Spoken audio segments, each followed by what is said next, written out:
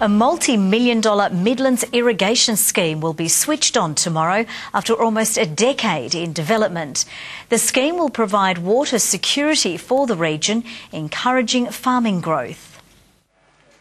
Sven Meyer spent 6 years overseeing the design of a pump station to transport water across the Midlands, developing a system powerful enough to propel 38,500 megalitres down from Arthur's Lake. We put it through a high-pressure pipeline for 34 kilometres into a power station. We then use that energy to drive the pumps another 100 kilometres south. From tomorrow, water will be supplied to farmers in Campbelltown and those as far south as Kempton, pumping water to a region without enough rainfall. 500 mils on average, and with that amount of rainfall they can't guarantee the amount of cropping they need to put into the grounds. Construction started in 2012 after $104 million of funding was approved by the federal and state governments. Contractors dug 137 kilometres of pipeline. The software controlling power supply at the station went in today. 140 years of thinking about it, and this scheme has now delivered it.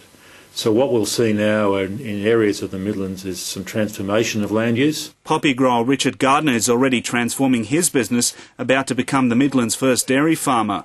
He already uses an advanced irrigation system, but didn't have enough water to expand. We couldn't have looked at dairy farming without having very high reliability irrigation water. So this scheme provides 95% surety water, which means we know when we turn an irrigator on there'll be water coming out of it. A similar scheme in the South Esk has been operational for a year. We've actually seen some crops grown on the banks of the South Esk, such as carrot seed, very high value crops that we've never seen before.